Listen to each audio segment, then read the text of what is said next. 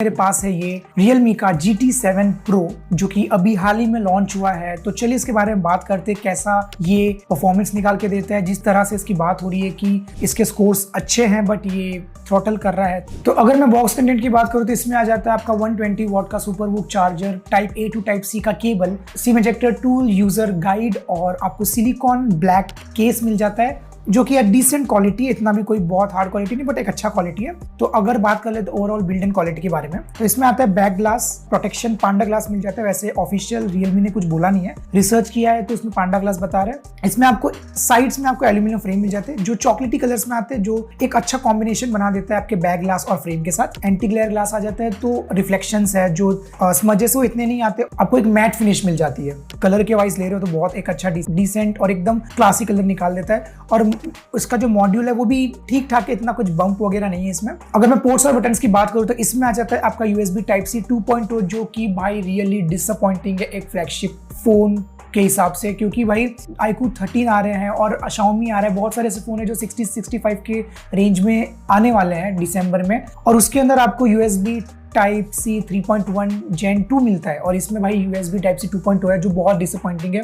Dual mic setup मिल जाता है, volume rocker मिल जाता है, पावर ऑन ऑफ बटन मिल जाता है जो कि एक अच्छे प्लेस पे है। पावर ऑन ऑफ बटन अच्छा है, पिछले बार थोड़ा सा GT7 नीचे किया गया था। बाकी लेफ्ट में कुछ नहीं है, पूरा प्लेन है। सबको लगा था कि अलर्ट स्लाइडर आ सकता है बट नहीं है। बहुत लोग पहले की लीक्स में बोलते थे कि अलर्ट स्लाइडर मिल सकता है, तो वो नहीं है। सिम ट्रे की बात करूँ तो ये आपको मिलेगा dual nano SIM card slot, और इसमें आ जाता है आपका IP69 का रेटिंग। डिस्प्ले ऐसी है कि ये आपके जितने पानी है वो रिपेल कर देता है, नीचे गिरा देता है इसको।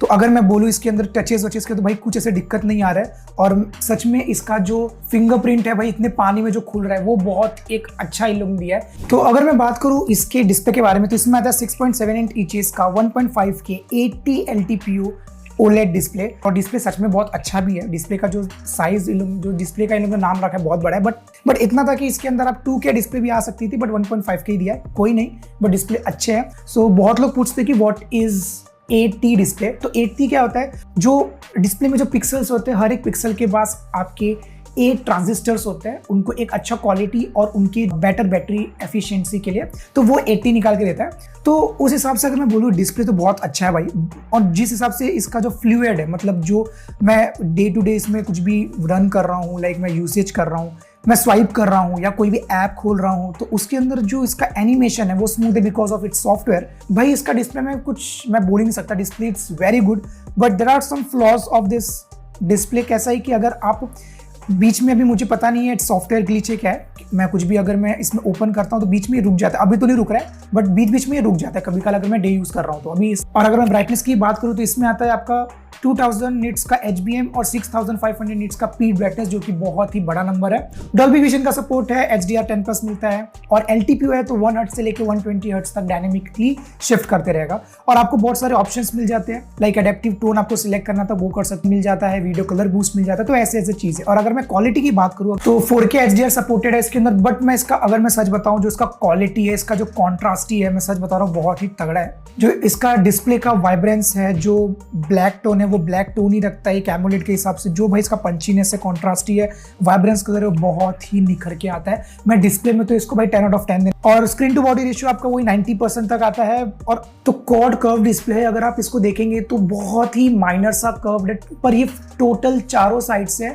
नेटवर्क कनेक्टिविटी की बात करूँ तो इसमें 14 5G बैंड्स आ जाते हैं, Wi-Fi 7 आ जाता है, ब्लूटूथ वर्जन 5.4 आ जाता है, और NFC सपोर्टेड है। मुझे उसका वर्थ नहीं लगता क्योंकि NFC कोई इंडिया में यूज करता नहीं है, मैं भी नहीं यूज करता। Wi-Fi बैंड आपको ट्राई बैंड मिल जाएगा, VNR का सपोर्ट है, बट एक चीज मैं आपको बता देता हूँ, इसमें 5G सपोर्ट मिलता है। कभी कभी ऐसा होता है कि जो नेटवर्क का कनेक्टिविटी है, लाइक अभी देखिए इधर मैं आपको बता देता हूँ, तो अभी मैं 5G मेरा चालू है, अगर मैं 5G बंद करके चालू करता हूँ तो इधर आपको 5G दिखाएगा, तभी भी अभी देखो 4G हो गया। तो कभी काल ये 4G होता है, कभी काल ये 5G होता है, तो कनेक्टिविटी में प्रॉब्लम आ रही है। मैं 5G नेटवर्क है मेरा पूरा चालू है, तभी भी इसके अंदर 4G चला रहा है, कनेक्शन प्रॉब्लम मिल रहा है मुझे। तो एक ये मुझे बहुत गंदी चीज लगी इसकी कि 5G क्यों नहीं दे रहा है, क्योंकि मैं नेटवर्क के एरिया में ही कवरेज में हूँ। आप देख सकते हो इसमें 4G ही बता रहा है। और अगर मैं सिक्योरिटी की बात करूं तो जैसे मैं आपको बोला कि पानी वगैरह में इसका फिंगरप्रिंट बहुत चलता है, क्योंकि इसके अंदर आता है अल्ट्रासोनिक फिंगरप्रिंट सेंसर जो कि बहुत ही रिस्पॉन्सिव और फास्ट है। सच में अगर मैं थोड़ा सा भी टैप कर रहा हूं तो फट से चालू होगा। मैं आपको वापस से दिखा देता हूं, मैं थोड़ा सा भी टैप करूंगा इसमें, ऐसे भी टैप करूंगा तो फट से चालू हो जाता है। अगर स्पीकर्स की बात करूं तो इसके अंदर आता है आपका ड्यूल स्पीकर्स, जो कि लोगों ने नाम दिया है ये time super linear dual speakers. Speakers loud है, मैं कुछ ऐसा नहीं बोलूंगा कि स्पीकर्स कम है। जिस तरीके से लोगों ने नाम दिया है सुपर लाइनर ड्यूल स्पीकर्स, उन लोग ये एक वर्थ रखते हैं। 60-40 का रेशियो है ऊपर और नीचे। तो इसमें आता है आपका 8 Elite 3nm TSMC second gen processor, जो कि स्कोर निकाल देता है आपका 26 लाख का। ये मैंने GT मोड ऑन किया था तब इसने निकाल के दिया। अगर मैं इसके थर्मल्स की बात करूं या आप टेम्परेचर की बात करूं तो 31 से लेके 45 डिग्री तक गया है। ये 31 डिग्री तक का रूम टेम्परेचर था, वो हिसाब से 45 डिग्री तक गया था। और अगर मैं इसके रैम टाइप की बात करूं तो LPDDR5X आ जाता है और आप रैम एक्सपेंड कर सकते हो इसके अंदर।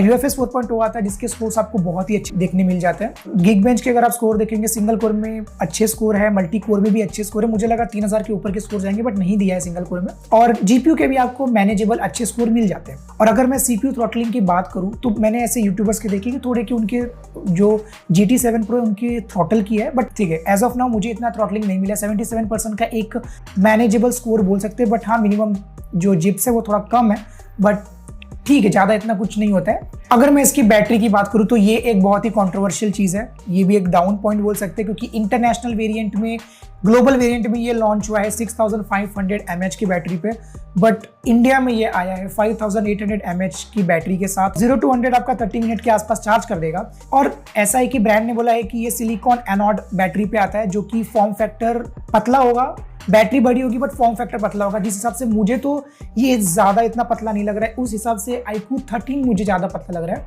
क्योंकि वो आता है 8.13 mm के थिकनेस पे और ये आता है 8.55 mm थिकनेस पे। अगर मैं बैटरी की बात करूँ तो मैंने इसको चार्ज किया था लाइक कुछ सुबह के 6-7 बजे के आसपास, तो उस हिसाब से अभी 83% बैटरी है। मैंने 1 घंटे तक अभी लास्ट यूज़ किया। मैं आपको पूरा यूसेज आगे लॉन्ग टर्म रिव्यू में इसके बताऊंगा कैसा ये लॉन्ग टर्म में निकल के आ रहा है। और बाकी इसका अगर आप देखोगे तो आपको बैटरी हेल्थ ऑप्शन मिल जाता है, जो कि ब्रांड ने क्लेम किया है 4 साल तक इसका बैटरी हेल्थ बहुत अच्छा रहेगा। और आपको स्मार्ट चार्जिंग, चार्ज लिमिट आपको जो लगाना है, सेट चार्जिंग में आपको स्मार्ट रैपिड चार्जिंग मिल जाएगा। और भी कई ऑप्शन से आप इसको आप अपने हिसाब से कस्टमाइज कर सकते हो। बट इसका एक ही डाउन पॉइंट था, 6500 mAh आ सकता था, बट कंपनी ने बोला कि कुछ तो डाउन साइड था बैटरी की वजह से, बैटरी की लिमिटेशंस लग गए थे, इसलिए वो इंडिया में लॉन्च नहीं हुए। अगर मैं गेमिंग की बात करूं तो इसमें आपको स्मूथ प्लस 90 मिल जाएगा, जो कि मुझे भी इसका कुछ फंडा नहीं समझा। एक 8 एलीट प्रोसेसर के साथ ये फ़ोन आता है और सबको एक्सपेक्ट था कि ये 120 निकाल के देगा, क्योंकि नए अपडेट्स आ गए। छोटे से छोटे फ़ोन्स में CMF जैसे फ़ोन में आपको 120 मिल रहा है, बट ये फ़ोन में अभी नहीं मिलता है आपको। अगर आप स्लाइड करेंगे तो आपको इसका हाइपर बूस्ट गेमिंग मोड बोल सकते हो या GT मोड बोल सकते हो, वो मिल जाता है। बहुत सारे ऑप्शंस आपको मिल जाएंगे इसके अंदर। और इसमें आपको एक फ्रेम प्लस आता है एक परफॉर्मेंस बूस्ट में। अगर आप इसको ऑन करते हो, आप देख सकते हो इसमें 120 FPS पे चल रहा है, बट ये 120 FPS पे पुश हो गया। आप देख सकते हो इधर ऊपर आपका इनबिल्ट FPS मीटर चालू है। तो परफॉर्मेंस बूस्ट पे जाओगे तो फ्रेम प्लस करके एक ऑप्शन मिल जाता है, जो आपकी गेमिंग को 120 FPS पे बूस्ट करता है। बट ये कैसा है, ये सिर्फ आपका डायनेमिकली बूस्ट कर रहा है, कोई एक हार्डवेयर सपोर्ट या ऐसा नहीं। जैसे आप गेम आपका एक हार्डवेयर सपोर्ट देती है 120 देने के लिए, बट ये आपके सॉफ्टवेयर को पुश कर रहा है कि आपका 120 मिले। बट अगर देखते हैं 177 तक FPS गया है, 120 है। अब लेट्स सी बहुत लोग उतरेंगे तो कितना आता है। 120 ही चिपका हुआ है। अब बोल तो सकते हैं कि बहुत अच्छा गेमिंग दे रहा है, वैसे तो 144 तक गया। लेट्स सी गेमिंग तो मुझे भाई, मैं इसको कल से यूज़ कर रहा हूँ, तो वो हिसाब से ये गेमिंग तो मुझे सही दे रहा है। अभी तक आया नहीं है इसके अंदर 120 FPS ऑफिशियली इन PUBG BGMI।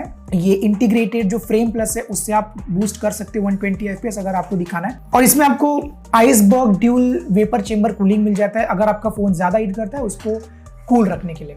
तो अब बात कर लेते हैं इसके सॉफ्टवेयर के बारे में। तो इसमें आपको मिलता है Android 15, Realme UI 6.0, या मैं बोल सकता हूँ Oxygen OS 15, या मैं बोल सकता हूँ Color OS 15। तो भाई एक ही खेती के हैं सब लोग, तो वो हिसाब से इसमें आता है Realme UI 6.0, जो कि आउट ऑफ द बॉक्स मिलता है आपको Android 15।